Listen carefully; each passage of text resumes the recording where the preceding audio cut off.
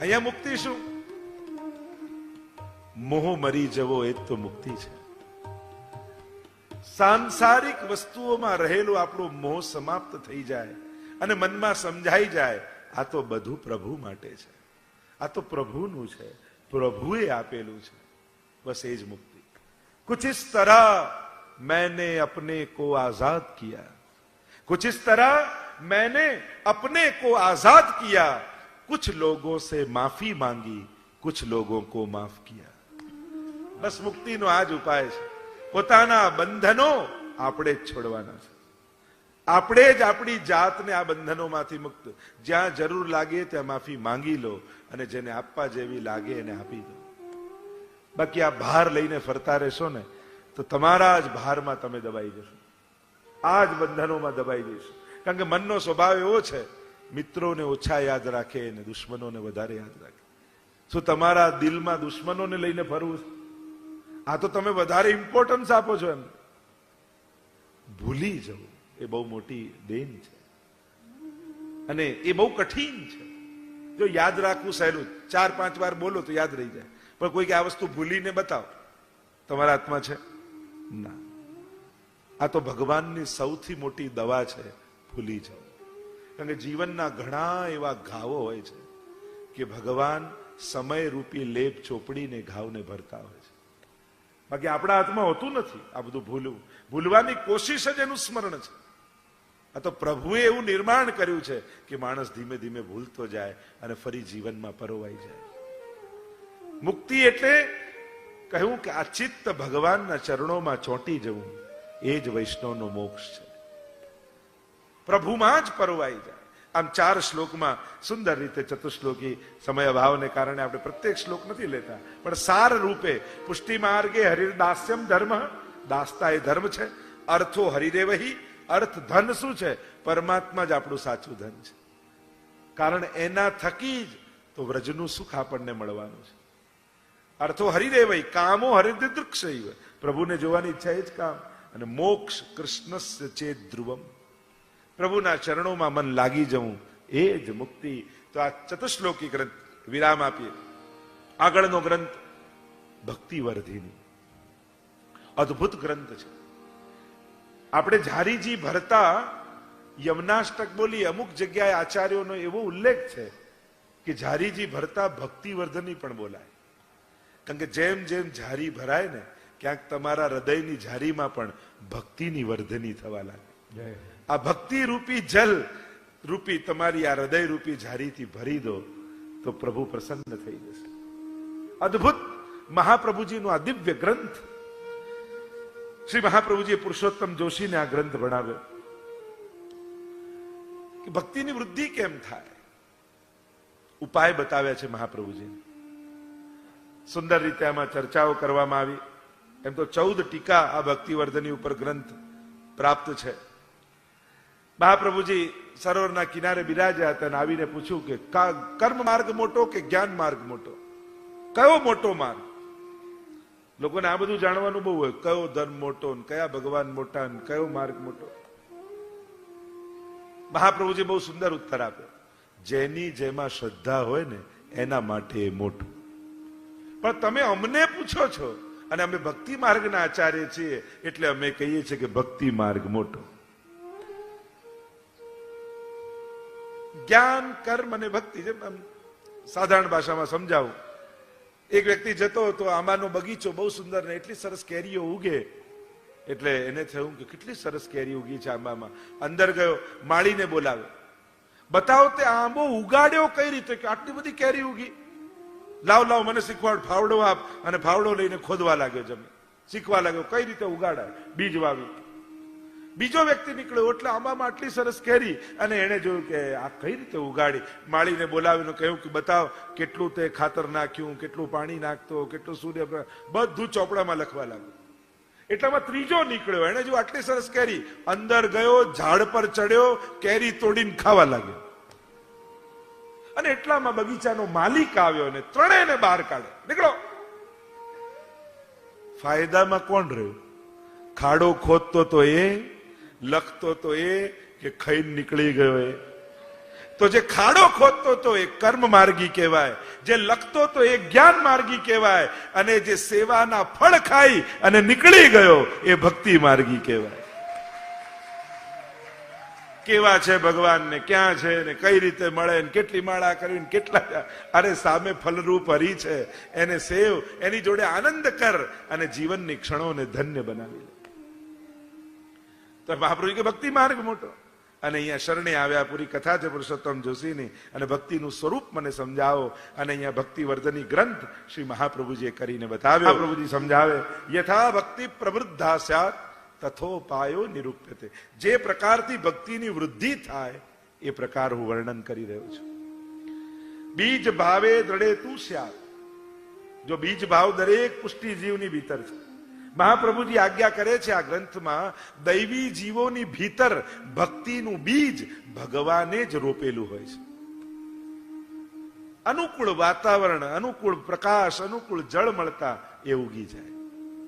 જેમ ઘણી વાર આપણે જોઈએ ને, તમે ઇન્ડિયા જતા હો ને ઘણી વાર તમારું મકાન ખાલી પડ્યું હોય ને અને 2-3 વર્ષથી ગયા ના હો, તો તમારા મકાનની દિવાલો ઉપર પીપળા ઉગી ગયા હોય. તમને એમ થાય કે આ કોણ રોપવા ગયું, અને આંગણામાં રોપીએ છે તો ઉગતા નથી, અને અહીંયા ક્યાંથી દિવાલમાંથી ઉગી ગયો. પણ મકાન બનતું હતું ત્યારે એના મિશ્રણની સાથે એના બીજો એની અંદર ચણાઈ ગયા હતા, અને વરસાદ પડ્યો, પ્રકાશ મળ્યો તો ફૂટી નીકળ્યા. એમ જ વૈષ્ણવો, તમારા બધાની ભીતર ભક્તિનું બીજ ભગવાને રોપ્યું જ છે. આ કથાનો પ્રકાશ મળશે યા સત્સંગનું જળ મળશે ને, આપમેળે આપના હૃદયમાંથી ભક્તિના અંકુરો નીકળવાના. ઘણા લોકો આઈને કહે ને, 5 વર્ષ પહેલા તો હું જરાય માનતો નહોતો, 4 વર્ષ પહેલા તો મને જરાય ભાવ નહોતો, બસ આપની સાથે જોડાયા ને વૈષ્ણવ સંઘમાં સત્સંગમાં આવ્યા, હવેલીમાં, અને એવા હવે તો દોડી દોડીને સેવા કરી. એવા કેટલા દુનિયાભરમાં લોકો જોવા મળે. અને ક્યાંય જરાય ના માનતા હોય ને, એનું તો મારી જોડે બહુ સારું બને. ખરેખર એમ લોકોને એમ ઘરના લોકોએ તો આશા જ મૂકી દીધી હોય ને કે આનું કાંઈ થવાનું નથી, એ વધારે ક્લોઝ થઈ જાય. ઘણી વાર બહુ શોખીન વ્યક્તિને જોઈએ ને, ભલે સંસારમાં હોય, પણ મને તો આશા જાગે કે આ જે દિવસે ભક્તિ કરતો થઈ જશે ને, ઠાકોરજીને બહુ મજા કરાવવાનો છે. અને પેલો નીરસ વ્યક્તિ હોય, કાંઈ શોખ ના હોય ને કાંઈ નહીં, એને થાય કે આ તો પોતે દુઃખી થશે ને ઠાકોરજીને દુઃખી કરશે. ગુસાઈજીના પ્રસંગમાં આવે છે, ગુસાઈજીની વાર્તામાં આવે છે, 2 ભાઈઓ હતા ને એકને સેવાની ના પાડી, એકને હા પાડી, કારણ કે એ બહુ શોખીન હતો કે આ તો પોતે આનંદ કરશે, ઠાકોરજીને આનંદ કરાવશે, અને પેલાને તો કાંઈ નથી તો ઠાકોરજીને દુઃખી કરશે. એટલે પેલાને ત્યાં પધરાયા ઠાકોર. નામાંથી હા થતા કઈ બહુ વાર નથી લાગતી. જો ના પછીનો બીજો શબ્દ શું હોય? તમને કોઈ વસ્તુ માટે કોઈ આપતા હોય, એમ કે લો ને, કે ના ના, લો ને, ના ના, લો ને, ના, ચોથી વાર હા ઠીક છે લાવ, એમ ના પછી હા જ હોય. તો નામાંથી હા થતા કેટલી વાર લાગવાની? કે બહુ વાર નથી લાગતી. જીવન તો ક્ષણોમાં પરિવર્તિત થઈ જતું. ક્યારે કોઈ વાત કોને ક્યાં સ્પર્શી જાય, જીવન પરિવર્તિત થઈ જાય. અને સારું સમજાય ને પછી સ્વીકારવામાં મોડું નહીં કરવું. એમ લાગે કે આ સારી વસ્તુ છે, ઉત્તમ વસ્તુ છે, સારો વ્યક્તિ છે, સારું કર્મ છે, પછી સ્વીકારી લઉં. એમ ના ના મને બધું સમજાઈ જાય ને પેલા બધું આમ કરવું ના, પછી આપણે કહીએ લક્ષ્મી આવે તો મોડું ધોવા નહીં, એમ ભક્તિ પણ આવતી હોય ને ત્યારે મોડું ધોવા નહીં જોવું. પછી તો સ્વીકારી જ લેવાનું હોય, એને તો અપનાવી જ લેવાની હોય. તો યથા ભક્તિ પ્રવૃદ્ધા સા તથોપાયો ને, એનો ઉપાય બતાવજો. ત્યાગાત, શ્રવણ અને કીર્તનાત, 3 ઉપાય. સૌથી પહેલા કહ્યું ત્યાગ. અને ભક્તિ માર્ગનો ત્યાગ વસ્તુઓને છોડવાનું નથી, વસ્તુઓમાં રહેલી આસક્તિને છોડવાનું છે. કે આ ઠાકોરજીનો પ્રસાદ છે, પ્રભુ માટે છે, પ્રભુને ધરવાનું છે. એમ આપણી વસ્તુઓમાં એક ભાવ એવો રાખો કે આ પ્રભુ માટે છે. અને ઘણી વસ્તુઓ જેને આપણે વાપરતા હોઈએ એના માટે એવો ભાવ રાખો આ ઠાકોરજીનો આપેલો પ્રસાદ છે, પ્રભુની પ્રસાદી વસ્તુ વાપરી રહ્યું છે, પ્રભુએ કૃપા કરીને આપ્યું છે. 2 ત્યાગાત, બીજું કહું શ્રવણા. ત્યાગાત શ્રવણ કીર્તના, બીજું શ્રવણ. બને તો શ્રવણ કરો. નવધા ભક્તિમાં પણ પહેલી ભક્તિ શ્રવણ ભક્તિ છે. કોઈ ઉત્તમ વ્યક્તિ મહાપુરુષને સાંભળશો ને તો હૃદયમાં ભક્તિનો ઉદય થવા લાગશે. ઘણી વાર વાંચવાથી નથી થતું, સાંભળવાથી. વાંચવાને સાંભળવામાં ફરક શું? વાંચવામાં પુસ્તકને ઇમોશન નથી હોતા, પુસ્તકમાં એ વિવેક નથી હોતો કે આ વસ્તુ આના માટે છે ને આ આના માટે નથી, એવું જુદું કરીને ના આપી શકે. એમાં તો લખ્યું હોય તો બધું જ હોય. વ્યક્તિએ જ વિવેક કરવાનો કે આ મારા માટે નથી ને આ મારા માટે છે. પણ કોઈ પુસ્તક વાંચતા એ પુસ્તક જુદું કાઢીને તમને નથી આપતું. પણ કોઈ મહાપુરુષનું શરણ, એક તો એના શબ્દમાં એનો ભાવ હોય. શબ્દ તો માધ્યમ બને, પણ પોતાના ભાવને શબ્દોના વાટકામાં મૂકી તમારા સુધી પહોંચાડી દે. મેન તો આદાન પ્રદાન ભાવનું છે, શબ્દો તો માધ્યમ બનતા. અને બીજું, આ વ્યક્તિની કક્ષા શું છે, અને આના માટે ગીતાજીનો કયો શ્લોક કામનો છે. આમ જુદું પાડીને ગુરુ આપી શકે, ગ્રંથ કે પુસ્તક ના આપી શકે. અને એટલા માટે આપણે ત્યાં વાંચન ભક્તિ નવદા ભક્તિમાં નથી, પણ શ્રવણ ભક્તિ નવદા ભક્તિમાં છે. એટલે જ વેદને શ્રુતિ કહેતા. શ્રુતિ એટલે સાંભળવું. વેદને ગોખીને મોડે ન કરાય, સાંભળીને યાદ કરાય. ગુરુના મુખે જયારે સાંભળો એ તમને યાદ રહેવું, એટલે એને કહેવાય શ્રુતિ. તો ત્યાગાત શ્રવણ અને કીર્તનાત. કીર્તન એટલે કેવલ ગાવું જ નહીં. આજે મહાત્માની કથા કહું છું, કીર્તિનું ગાન એને પણ કીર્તન કહેવાય. કોઈ ભાગવત કથા કરે તો એ કથા પણ કીર્તન છે. કોઈ સત્સંગ કરે તો એ પણ કીર્તન જ કહેવાય. જેમાં પ્રભુની કીર્તિના ગાન કરવામાં આવે એ કીર્તન છે. અને ભજન તો છે જ, એ પણ એક પ્રકારનું કીર્તન છે. પણ આપણે ત્યાં શાસ્ત્રોમાં કીર્તન એટલે પ્રભુના મહાત્મ્યનું, કીર્તિનું ગાન. તો આ ત્રણ દ્વારા ભક્તિની વૃદ્ધિ થાય છે.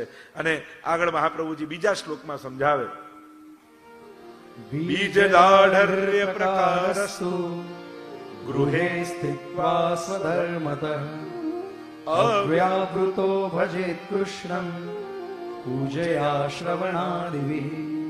બીજ દાઢર્ય, હવે બીજની દ્રઢતાનો પ્રકાર હું તમને સમજાવું છું કે આ રોપાયેલું બીજ દ્રઢ કઈ રીતે થઈ જાય. જો બીજ હોય અને તમારે પીપળો ખતમ કરવો હોય, ઝાડ ઉગ્યું હોય ખતમ કરવું હોય, ઝાડ ઘરમાં ઉગ્યું હોય, તો લોકો શું સલાહ, એના મૂળમાં એસિડ નાખી દો એટલે બળી જશે, પછી નહીં ઉગે. અને એસિડ જો નાખી દો તો ખતમ થઈ જાય. પણ જો એને શાશ્વત બનાવવું હોય તો એમાં અમૃત નાખો તો એ ચિરંજીવી બની જાય. આ લૌકિકતા એ એસિડ જેવું છે અને સત્સંગ એ અમૃત જેવું છે. બીજ છે ખરું, હવે એને દ્રઢ કરવાનો પ્રકાર શું? બીજ દાઢર્ય પ્રકારસ્તુ ગૃહે સ્થિત્વા સ્વધર્મતઃ. ઘરમાં રહી ભગવત સેવા કરે. હવે ગૃહે તો ઘણા અર્થ એમ કરે ઘરમાં કરું, તો બહાર કરીએ તો ન કરાય. ગૃહે ગૃહસ્થાશ્રમે. ટીકામાં આચાર્યોએ ઘરનો અર્થ શું કર્યો? ઘર એટલે શું? ઈંટ ચૂના પથ્થરની દિવાલ, એને ઘર કહેવાય? શું મહાપ્રભુજી એમ કહે છે કે ઘરમાં રહીને જ સેવા કરાય? અને પાછા હોશિયાર લોકો શું કરે? ઘરનું ઓપોઝિટ પાછા મંદિર બતાવે કે ના ના મંદિરમાં નહીં, ઘરમાં. અરે ઘરનું ઓપોઝિટ, જેમ દિવસનું ઓપોઝિટ શું થાય? રાત. ઉદારતાનું ઓપોઝિટ શું થાય? કંજુસાઈ. સફેદનું ઓપોઝિટ શું થાય? કાળું. હે ને? તમે વિરોધી શબ્દ, ઓપોઝિટ શબ્દો સમજો છો. તો ઘરનું ઓપોઝિટ શું થાય? વન. કે જંગલમાં જઈ સંન્યાસ લઈને નહીં, ગ્રહસ્થાશ્રમે. આપણે ઓપોઝિટ, ઘરનું ઓપોઝિટ મંદિર, હવેલી. ઘરનું ઓપોઝિટ હવેલી થાય, મંદિર થાય. સમજનું પણ લોકો ક્યાંથી ક્યાં સરખામણી કરે કે ના ના મહાપ્રભુજી ઘરમાં રહીને સેવા કરવી, હવેલી કે મંદિરમાં નહીં. અરે ના, ગૃહે ગૃહસ્થાશ્રમે. ઘર એટલે ગૃહસ્થાશ્રમમાં રહીને. કારણ કે સંન્યાસ લઈને સેવા કરવી સંભવ નથી. વનમાં ક્યાં ભોગ ધરો, વનમાં શું પહેરાવો? તમારા જ રહેવાના ઠેકાણા ના હોય તો ઠાકોરજીનું શું કરો? ત્યાં સેવા થઈ ન શકે. એટલા માટે ગ્રહસ્થાશ્રમમાં પરિવાર સાથે, બાળકો સાથે, પત્નીઓ સાથે. એટલે એક કોઈ ભોજનની તૈયારી કરે પત્ની, બાળકો જઈને ત્યાં જઈને શાકભાજી લઈ આવે, કોઈ ક્યાંક બીજી મદદ કરે. આમ ઘરના બધા ભેગા મળી અને પછી ઠાકોરજીને લાલ લડાવે તો ઉત્તમ રીતે સેવા થાય. એટલે ખોટી માન્યતા આપણને છે, મારા લાલા. ઘણી વાર લોકો, હું તો કોઈને દર્શન નહીં કરાવું, ભલે મારા ખાસ વૈષ્ણવ, હું તો આમ જ. અરે આપણે ત્યાં નંદ ગ્રહની સેવા છે, કારાગ્રહની સેવા નથી. તમારું ઘર છે, જેલ થોડી છે કે કોઈને મળવા જ નહીં દો ઠાકોરજી સાથે. લોકો ઘણીવાર સિદ્ધાંતોનો એટલો બધો અતિરેક કરી લે છે ને કે પ્રભુ જાણે કેદખાનામાં હોય ને એ રીતે પૂરી રાખે. અરે આપણા ઘરની ગૃહ છે, ગૃહસ્થાશ્રમે ગૃહે, ઘરમાં કઈ રીતે રહો? મહેમાન આવે તો બાળકોને મળે કે નહીં? એને આનંદ થાય કે નહીં? એટલે કોઈ પણ વસ્તુનો અતિરેક કરી સિદ્ધાંતને વિપરીત રીતે કોઈને સમજાવવાની કોશિશ નહીં કરવી, નહીં તો અતિરેક થઈ જાય. એટલે લોકો ઘણીવાર ઘરનો ઓપોઝિટ મંદિર કે થાય, ઓપોઝિટ મંદિર વન થાય. તો ગૃહસ્થાશ્રમમાં રહી અને વૈષ્ણવે સેવા કરવી અને અવ્યાવૃત્તો ભજેત કૃષ્ણ, અવ્યાવૃત્ત બનીને ધીમે ધીમે ધીમે બધું જ લૌકિક કાર્ય છોડી અને સમગ્ર પ્રભુમય જીવન થઈ જાય અને અવ્યાવૃત્તિ, વ્યાવૃત્તિ પણ છોડી અને પૂજયા શ્રવણાદિવી, પ્રભુની સેવા અને શ્રવણ કથા આદિ કરવા. એમ કરીને ત્રીજા શ્લોકમાં મહાપ્રભુ સમજાવે. પણ અવ્યાવૃત ન થઈ શકીએ તો, નોકરી ધંધો ન છોડી શકીએ તો શું કરવું વૈષ્ણવે? તો ઉપાય બતાવતા મહાપ્રભુજી આજ્ઞા કરે. વ્યાવૃતોપી હરૌ ચિત્તં શ્રવણાદૌ યતેત સદા તતઃ પ્રેમ તથા શક્તિ વ્યસનમ ચ યદા ભવેત. તો મહાપ્રભુજી કહે જો વ્યાવૃત્તિ ન છોડી, વ્યાવૃત્તિ એટલે ધંધો નોકરી, વ્યાવૃતોપી હરૌ ચિત્તમ. મહાપ્રભુજી કે વ્યાવૃત્તિ કરો, ન છૂટી શકે તો કરો, પણ ચિત્ત હરિમાં રાખો. આ જે કમાઈશ તો મારા ઠાકોરજીને લાલ લડાવીશ, પ્રભુને વધીક ભોગ ધરીશ, પ્રભુ માટે સુંદર ઘર બાંધીશ. અને આવો ભાવ રાખી જો સેવક માલિક માટે કરે છે ને તો છેલ્લે માલિકનું મોટું ઘર થયું તો સેવકનું સુંદર થઈ જ જવાનું. એમ પ્રભુને નિમિત્ત બનાવીને ઘર બાંધો છો તો એક તો ઘર બાંધવાનો કર્મ બંધન નથી લાગતું અને સુખ ભોગવવાનો આનંદ હોય છે, એટલે પ્રભુ માટે બાંધ્યું છે. વ્યાવૃત્તોપી હરવ ચિત્તમ, વ્યાવૃત્તિ કરો ચિત્ત હરિમાં. નારાયણદાસજીની વાર્તા આપણે જોઈ હતી ને, ભૈયાજી ગોકુલ કબ ચલોગે, અને વારે ઘડીએ યાદ અપાવે અને મૂર્છિત થઈને પડી જાય. કાર્ય કરતા કરતા પણ મન ઠાકોરજી મારે. ગોપીજનો પણ એવા જ છે ને. વિક્રેતુ કામા કિલે ગોપ કન્યા મુરારી પાદાર્પિત ચિત્ત વૃત્તિ દધ્યાધિકમ મોહવશાદવોચ ગોવિંદ દામોદર માધવેતિ. વ્યાવૃત્તિ કરતા કરતા પણ ચિત્ત હરિમાં. જો ને જેને લીલા મેવાની દુકાન હોય તેમ ઓ સારો મેવો લાવ ઠાકોરજી માટે મોકલાવ, ફૂલની કોઈની હોય પહેલા ફૂલ ઠાકોરજી માટે મોકલાવ. કરીએ છીએ કામ જ, પણ એ કરતા કરતા પણ મનમાં વૃત્તિ પ્રભુ સાથે જોડી રાખીએ તો એ જ કાર્ય સેવા બની જાય છે.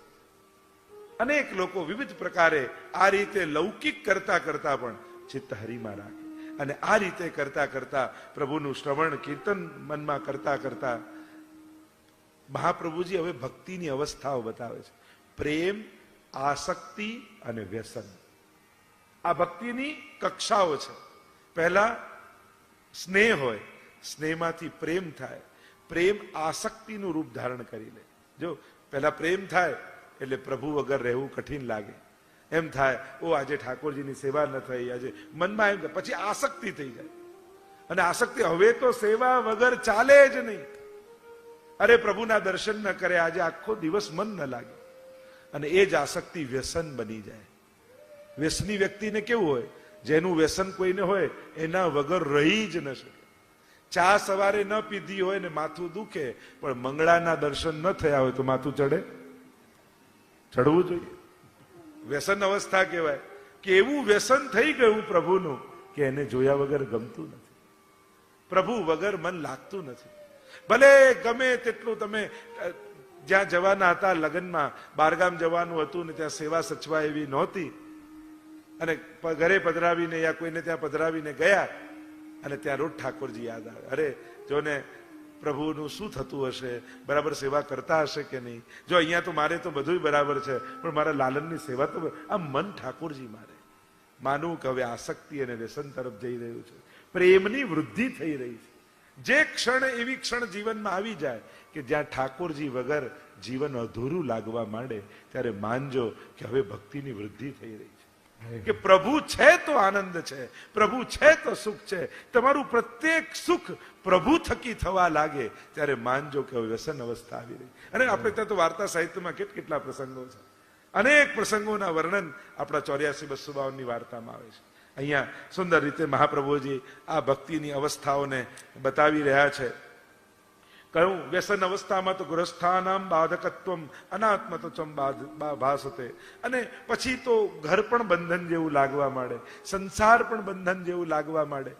જ્યારે પ્રેમ થઈ જાય ને પ્રભુમાં, જ્યાં સુધી પ્રેમ નહોતો ત્યાં સુધી સંસાર સુરક્ષા લાગતો હતો. ના હવે બધું ગોઠવાઈ ગયું છે, બેંક બેલેન્સ છે, ઘરના લોકો બરાબર છે, એમ લાગે સેફટી, આપણે સુરક્ષિત છીએ.